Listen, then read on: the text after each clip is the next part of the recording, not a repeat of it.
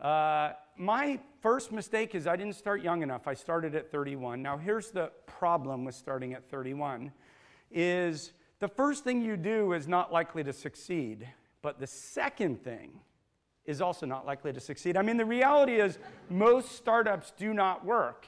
And so there's a certain cadence to getting a startup off the ground and learning how to market and how to sell and how to build products and how to hire and how to price and how to raise money. And, you know, the younger you are in learning the skills, the better off you are. And I put a bunch of, oh, sorry, stay there. And I will tell you this is, to some extent, you guys are already too old. And I know that sounds not possible, but I promise you what I'm about to say is true. In the last 6 weeks, I have been pitched by 5 entrepreneurs under 20. 5 under 20. The youngest was 15. And this guy will not stop Facebook stalking me. You haven't heard of this company, but has anyone heard of a company called TaskRabbit? Okay, this is a pretty clever startup. Now, he's created a competitor to TaskRabbit. TaskRabbit has raised a bunch of venture capital. He thinks he has a better way to do it. 2 of his co-founders are MIT dropouts. Both of them are under 15. But really, the main thing I wanted to say, not that you're a failure, but that you need to believe that at any age you really can do this stuff, and you're going to make lots of mistakes, and you don't have all the answers, but there's no time like the present to learn. The one thing I would do differently if I had a do-over, a mulligan, I would have started much younger. The co-founder mythology is this. We know the Larry and Sergey and David and Jerry stories. You have these archetypal, again, startup founders, and we hold those up and we say that's the model. But the reality is, more often than not, it's a bad. Yeah. Not always, but more often than not. Why? Well, first of all, often co-founders didn't know each other all that well before they started, and you started a journey and you think you're similar, and when things are going incredibly well, no big deal, but when you hit tough times is where you find out what your partner's really made of. Yeah. And if you're 50-50 founders and you don't have the same risk tolerance, someone wants an exit, the other person doesn't. Someone is willing to have a high burn rate because they want to build something big, and the other person wants to have a lower burn rate. Someone gets a dog, gets a wife, has a kid, loses interest, starts drinking too much. By the way, I've seen that a lot. Really? Yeah, honestly. Starts drinking too much, starts traveling. Someone loses confidence. Someone gets depression. I've seen it a lot. And even people who have known each other since high school get like this. And it just becomes unresolvable if you're joint co-founders. And nobody ever talks about that because people don't want to talk publicly about these failures. And I'd say it's more often the rule than the exception. So what I like to tell people is hire your co-founders. If you're confident, or be the co-founder who gets hired. Yeah. But hire your co-founders if you're confident. Why? If you can do a business plan and good PowerPoint slides and get a few people excited, hire a couple guys who are willing to do front-end design and maybe some back-end of your product, raise a little angel money, just like the basics, then people will come join you for significantly less than 50%. And I never tell people to be ungenerous. You can give them 5%, 3%, 12%, 25%, 40%, 46%. I could name more numbers, but you could offer anything. It's not about the number. It's about the prenup. If you fall out of love, it's still your business. Yeah. And if they're not working out, you can still terminate. And if you hit a loggerhead, you can either choose to say, look, I want to do it my way, or you can say, gosh, over all this time, I think I trust your judgment more. Let's do it your way. But you have the right to make those choices, and you don't control that in a 50-50 or a 33-33. people like Loot Crate, people like Ipsy, people like FabFitFun have built very large, passionate audiences in YouTube and have found ways to then migrate audiences off of YouTube to spend money. So whether that's physical product like Loot Crate, fastest growing company in America, whether that's digital, we have a company called Seriously. They have a product called Best Fiends, like Best Friends without the R. It's a mobile game company.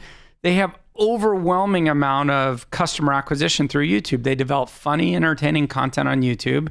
They drive people to their website to download their product and start using it.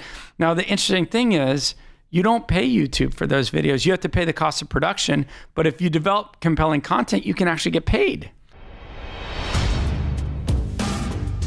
Well, let me say this. First of all, I like to use the analogy of frogs boiling in water, and you've probably heard this metaphor before. You drop a frog into hot water, it jumps out. You drop it in cold water, you slowly turn up the heat, it doesn't jump out, it boils. And it's a wonderful metaphor for what happens in technology.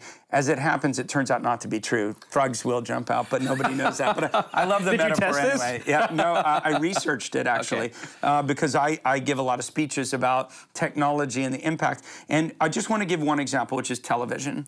For 20 years, we have been saying digital interactive television's coming.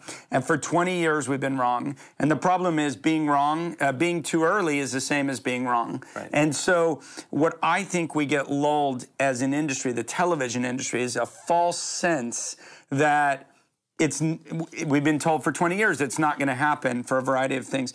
Innovation tends to happen when multiple factors all simultaneously enable innovation to happen. And I think in television, for example, that's going to happen in a big way from 2012 on. And the problem is companies stuck in looking at the fact that disruption hasn't happened to them yet become complacent. And that's what you got to be careful of. Don't let your PR get ahead of product quality. This is a problem in New York City. I see a lot of companies overhyping themselves ahead of product quality. Here's the problem. You can get the inches. Wall Street Journal will write about you. New York Times will write about you. Hire a great PR firm. They'll write about you. Have a compelling story. They'll write about you. But here's the problem. If your product doesn't live up to reality, customers are going to know. If you disappoint people up front, it is incredibly hard to go back and build that legitimacy. Here's the second problem. The second problem is the minute you create the PR, you're creating more work for yourself. You have inbound demand. You have people who want to join you. You have more press who wants to talk to you. People want you to speak at NYU. People want you to go to conferences. You have all this inbound demand. Your mom wants shares for the IPO. All of this happened to me. I was on the front page of the Financial Times business section. I had so much inbound traffic wanting to talk to me in London. I didn't even think to have a customer service department, so we had all these calls coming in and we didn't even know who was going to take messages. Do not let your PR get ahead of product quality. Every single mistake you could make in starting a company. So the problem is when we're in bull markets in the tech market, like we are now, I believe, you tend to drink your own Kool-Aid, right? Like you just believe the hype. Everyone tells you how great you are. So I was picked by Time Magazine as one of the hot 3 tech companies in Europe. I had a dot matrix in Wall Street Journal. I was on the front cover of the top venture capital magazine. I was invited to the private wine cellars of Bernard Arnault, LVMH. And you know, everyone, like Goldman Sachs invested and told me we would IPO in a year and a half for $1 billion. And it's very easy to believe all that and lose your fundamentals. So what are the mistakes I made? I raised way too much money too quickly. And I always warn people against doing that. I didn't really have what people now call product market fit. We didn't have that term back then, but I didn't have it. I didn't really know what my customer base wanted. By raising too much money, I had all these investors with really big expectations of outcome. So I felt like I was in a rush to do everything. The second thing I did, because I raised too much money, is I hired too many employees. So we just went out and got as many talented people as we could, and everyone wanted to join a startup back then, kind of like now.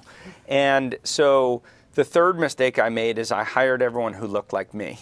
Seth Sternberg of Meebo said short people like to hire short people and tall people like to hire tall people.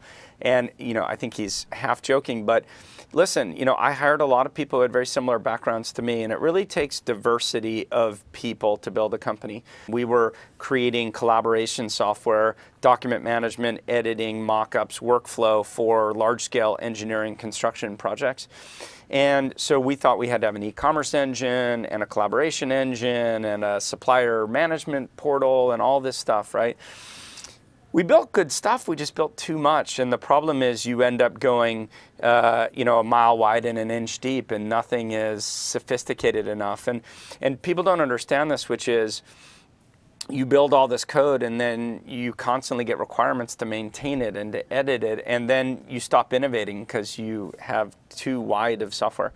The final mistake I made was believing that you could take early stage companies and merge them together to survive, right? The idea was, well, you have some cash, we have some cash, we're in complementary businesses, we could merge the company together, lay off some staff and become a profitable business. But mergers in early stage companies are so distracting, and I think what they really, it's a warning sign for me as an investor. If I see someone trying to make a bunch of acquisitions when they're a young company, it either means the core business isn't working or the CEO is a deal junkie. I called my top 8 or 9 people, and we hadn't paid ourselves in like 6 months. Like, we paid our staff, but like the top team didn't pay ourselves for a long time because we wanted investors to know how much we respected their money and the fact that we were trying to make this company survive. And we all went to a pub. It was like at noon in the UK, and I guess that's more acceptable in the UK, but we all went to a pub. We all ordered a pint of beer, and I said, okay, guys, we need to start planning for bankruptcy. And we literally had the planning meeting. How would we go through it? How would we shut down the company?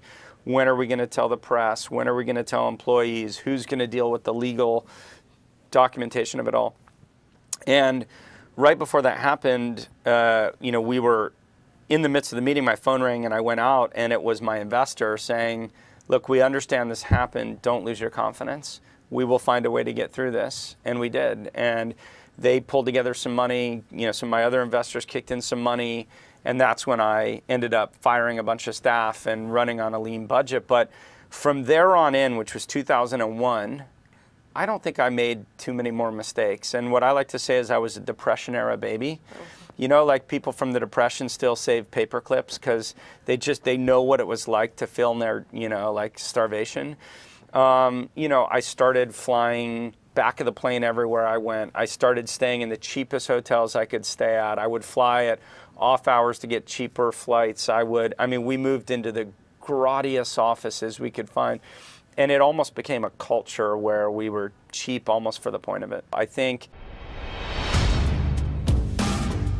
too many people are afraid to admit to their personal frailties. I mean, every successful person you meet or read about in the press, trust me, they have dark days too.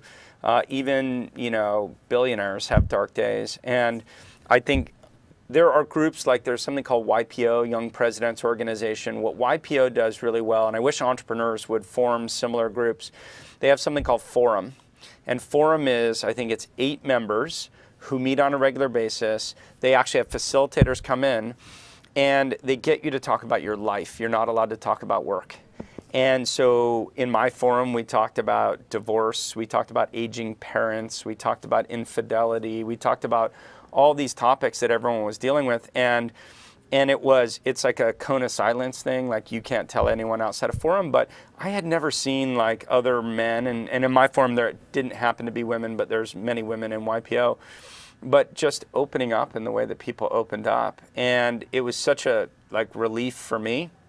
It's actually the reason I sold my company, because I just never imagined I was going to sell my company. It was my baby, right? Like I thought I created this thing, I'm going to do this forever. And when I presented a forum and they heard how much money I'd raised, how diluted I got from raising so much capital, how many liquidation preferences I had above me, they said, look, Mark, the only thing that you have is your youth and your talent. And if you squander that on something, like you've done your duty to your investors. I stayed 6 years and they said, you've done your duty. And after that, I thought about life a lot. And I just, like going back to start all over again was so like scary in a way. But I went to my investors and I said, I'll stay for a year. I'll help you hire a new CEO. I'll do whatever you want. I'll transition. You can take all my, whatever you want, but we need to find someone else to run this. And I realized that I had run my course.